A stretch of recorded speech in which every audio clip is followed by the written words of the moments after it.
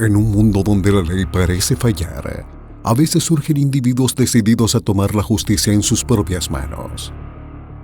Estos son los relatos de personas comunes que se enfrentaron a los monstruos de los carteles, arriesgándolo todo para vengar a sus seres queridos y limpiar las calles del crimen organizado. Estos son los valientes, los desesperados y los atormentados que dijeron basta y se convirtieron en la pesadilla de los capos. Prepárate para conocer a los sicarios solitarios que hicieron justicia a su manera. Número 3. La venganza de los leones. El 19 de mayo, 7 reclusos fueron asesinados, la mayoría de ellos decapitados en medio de un motín en la penitenciaría Cantel en la ciudad de Quetzaltenango, al oeste de Guatemala. Según fuentes policiales citadas por la prensa guatemalteca, los disturbios y asesinatos fueron organizados por Carlos Roberto León Varillas, ex integrante del clan de narcotraficantes Los Leones, en represalia por el asesinato de su esposa. Anaís del Carmen Gamboa, la esposa de León Varillas, de nacionalidad venezolana, había sido baleada ese mismo 19 de mayo por 2 hombres que se movilizaban en una moto mientras ella conducía su automóvil en Ciudad de Guatemala. Al parecer, los presos asesinados habían intentado extorsionar a León Varillas, amenazándolo con matar a su esposa si no les pagaba $2,500, y parece que cumplieron su amenaza. León Varillas está preso en Cantel desde 2016, acusado de asociación para delinquir y narcotráfico. Es hijo de uno de los criminales más conocidos de Guatemala, Juan José León Ardón, alias Juancho. Este dirigía a Los Leones, clan especializado en el tráfico de drogas en la frontera de Guatemala con Honduras y El Salvador, que fue asesinado en 2008 por hombres armados enviados desde México por los Zetas. 4 años después del asesinato del mayor extorsionista de las cárceles guatemaltecas, continúa la práctica de tratar de arrebatarles el capital a los narcotraficantes. En julio de 2016, Byron Lima, que alguna vez fue el preso más famoso de Guatemala, fue asesinado a tiros en la prisión de Pavón. Lima, ex oficial de inteligencia y agente político, rápidamente se convirtió en el prisionero más influyente en Pavón. Parte de su poder provenía de recolectar la talacha, una extorsión que se les cobraba a los presos que recién ingresaban a las cárceles de Guatemala. Lima inicialmente cobraba la talacha mediante zanahoria y palo, pues no se le exigía a sus aliados y castigaba a quienes no estaban dispuestos a pagarla o no podían hacerlo. Pero él luego dejó de cobrar la talacha y sacó del camino a otros extorsionistas, lo que le permitió ganar popularidad entre otros reclusos. Hay teorías contradictorias sobre quién fue el autor del ataque, pero Lima fue asesinado a tiros el 18 de julio de 2016 en una masacre en la que otras 13 personas resultaron muertas. Tras la muerte de Lima, el siguiente jefe en emerger en la prisión de Pavón fue Howard Wilfredo Varillas Morales, alias Matacetas. Al igual que Lima, Varillas Morales cuenta con un escuadrón de guardaespaldas y agentes dentro de la prisión y cobra un impuesto significativo que se cree es del 10% sobre todos los artículos contrabandeados y vendidos en la cárcel. Varillas Morales ha reinstaurado la práctica de la talacha. Ya ha habido denuncias de que los reclusos nuevos son golpeados para obligarlos a pagar. En el reciente incidente en la cárcel de Cantel, parece que los novatos extorsionistas no le llegaban ni a los tobillos a la influencia de los reyes de Pavón. Además, se estaban metiendo con el último vástago de una de las familias criminales más infames de Guatemala. El ascenso y la caída de la familia León tuvieron gran influencia en el narcotráfico de Guatemala. Al principio, eran un grupo de ladrones de carros y ganado, pero más tarde se especializaron en el narcotráfico, robando cargamentos de cocaína de otros clanes guatemaltecos, entre ellos los Mendoza y los Lorenzana. Los Leones, liderados por León Ardón, finalmente llegaron a un acuerdo con el grupo mexicano Cartel del Golfo para transportar drogas a través de su región en Guatemala.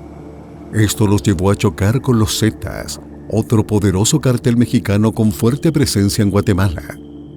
En marzo de 2008, los Zetas acribillaron a disparos a 11 personas, entre ellas León Ardón, en Zacapa. En 2011, su hermano, Haroldo, también fue asesinado, igualmente por los Zetas. Pero aunque el grupo al parecer ha desaparecido, el apellido León todavía inspira respeto. A las pocas horas de la muerte de su esposa, parece que León Varillas organizó un motín en la prisión, tomó como rehén al director, encontró a los responsables y los asesinó. Número 2. Los campesinos que se enfrentaron a narcos mexicanos. Texcapilla, en el municipio de Texcaltitlán, está ubicado en la región de Tierra Caliente, una de las zonas más conflictivas del sur de México por la historia presencia de grupos de narcotraficantes. Desde hace casi una década, la familia michoacana ha establecido en la zona colindante de los estados de México, Guerrero y Michoacán su zona de mayor influencia, donde además de traficar drogas y cometer secuestros, genera ganancias a través de las extorsiones. Las cuotas primero las tenían que pagar comerciantes de todo tipo, del pollo, de carne de res y cerdo, pero luego llegó un momento en que todos en la zona tenían que pagar cierta cuota. Y no solo eran las cuotas por cobro de piso, sino que los delincuentes comenzaron a imponer los precios de alimentos e imponer proveedores a las tiendas y comercios. Incluso cortar leños del bosque para el autoconsumo tenía una cuota. Recientemente también impusieron un toque de queda.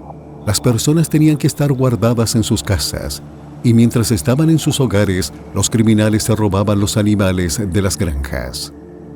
La extorsión es uno de los 10 delitos de más alto impacto en la población de México, según el más reciente estudio del Instituto Nacional de Estadística y Geografía, INEGI. En promedio, las víctimas pagan unos 3.350 pesos al año, es decir, $194, pero en esta región les estaban pidiendo 3 veces más por cada hectárea de cultivo. La ausencia de autoridades policiales en la región ha facilitado el actuar de los criminales. En los últimos años hubo al menos 2 ataques a autoridades en esa región del Estado de México. En 2021, miembros de la familia michoacana mataron a 13 funcionarios, entre policías y agentes de la Fiscalía del Estado de México, en una emboscada en el municipio de Coatepec, Arinas. Y 2 años antes, un fiscal regional resultó herido y su escolta muerto en un ataque en el que participaron policías municipales.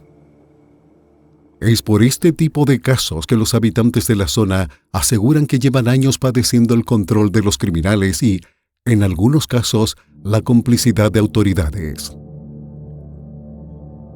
El contexto anterior sirve como la introducción perfecta a nuestro siguiente caso.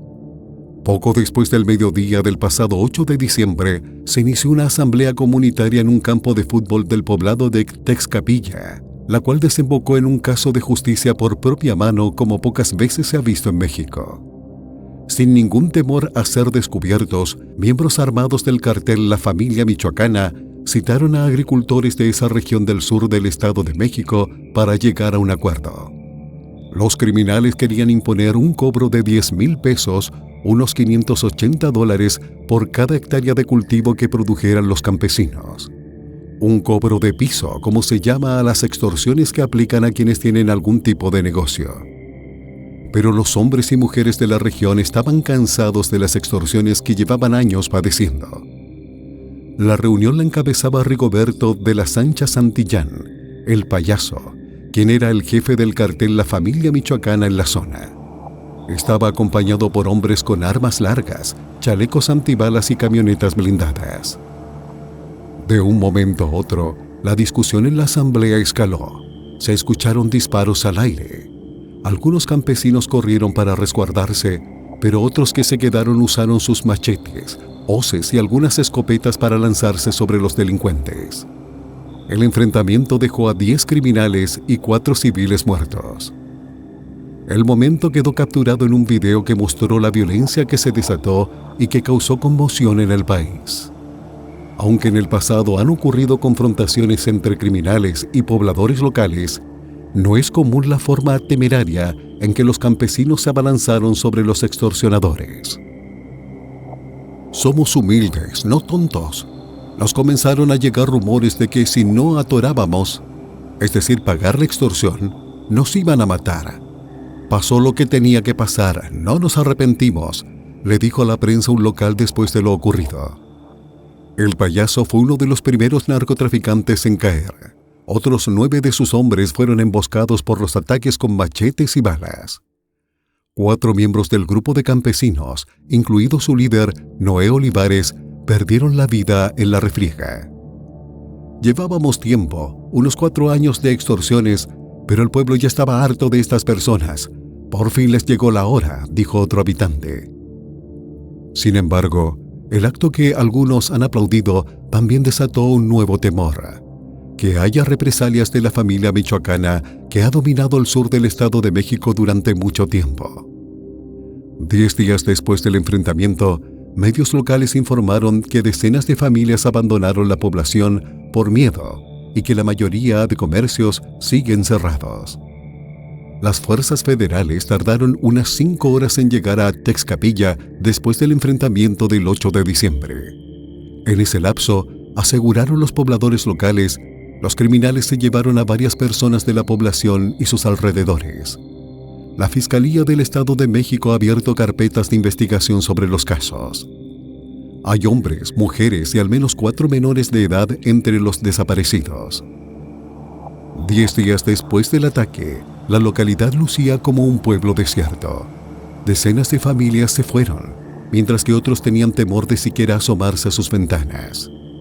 Y es que los habitantes de esa comunidad y otras aledañas temen que los halcones, como se conoce a los informantes del cartel, puedan señalarlos como partícipes de la matanza de los 10 miembros de la familia michoacana. El hecho de que muchos en México, principalmente en redes sociales, hayan aplaudido el actuar de los pobladores e incluso los hayan catalogado como héroes por haber abatido a miembros del cartel, podría alentar a los criminales a ejercer represalias. Las fuerzas federales y la policía estatal asumieron el control de la seguridad en Texcapilla, Texcaltitlán y los caminos de los alrededores unas horas después del enfrentamiento. La instalación de un cordón de seguridad y la visita personal de la gobernadora Delfina Gómez tranquilizó a algunos en la población. A eso se sumó la promesa del presidente Andrés Manuel López Obrador de que ahí se construirá un cuartel permanente de la Guardia Nacional. Otros, por el contrario, pidieron que las autoridades les den armas y garantías para crear un grupo de autodefensa, como ha ocurrido en los estados de Michoacán y Guerrero.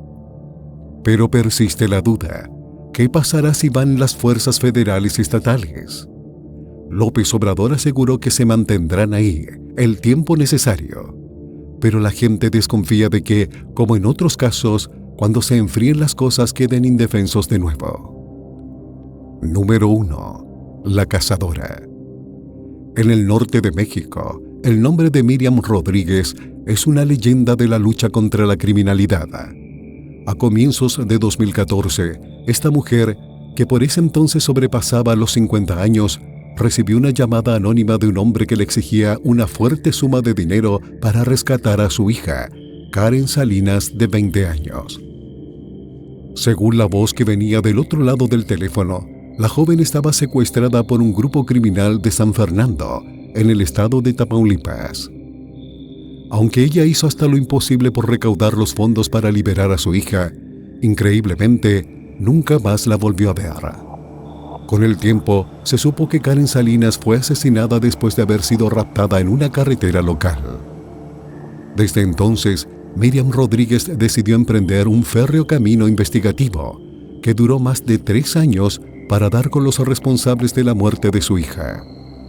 De acuerdo con la investigación del periodista Assam Ahmed del diario estadounidense The New York Times, Rodríguez comenzó a indagar información de todas las formas posibles sobre los victimarios de Karen. Se cuenta que llegó a cambiar decenas de veces su apariencia. Se cortó el pelo, se lo pintó, se puso diversas gafas, portó gorras de béisbol, se envolvió con bufandas, consiguió uniformes de distintas profesiones, creó decenas de perfiles en redes sociales y jugó invariablemente con su voz. De tal manera, al margen de las autoridades oficiales, logró dar con la identidad de los principales hombres implicados en el abominable crimen de su hija. Además, Miriam entabló relación directa con parientes, familiares y amigos de los señalados. Así, desafiando todo tipo de peligros, llegó a culminar, ahora sí, con una pequeña mano de las autoridades, la captura de los 10 sujetos que estuvieron involucrados en la muerte de Karen Salinas. Durante todo ese proceso, por obvias razones, buscó mantener a toda costa su anonimato. Pero haber ido de frente contra el delito le acarrió una exposición imposible de contener. Según varios reportes de prensa local, con el éxito de su cacería, Miriam Rodríguez llegó a pedir un esquema de seguridad al gobierno mexicano de aquel entonces.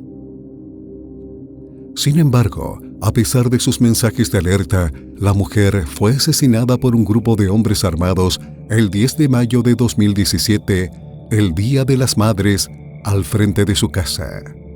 Desde entonces, su historia es el mejor retrato de la incansable lucha que las víctimas de la violencia en México emprenden contra la criminalidad y la impunidad. Debes recordar que los narcotraficantes y criminales siempre están acechando en las sombras, listos para sembrar caos y destrucción. Así que si quieres seguir al pendiente de cualquier nueva actualización, no olvides darle like y suscribirte a nuestro canal. Créeme, no te arrepentirás.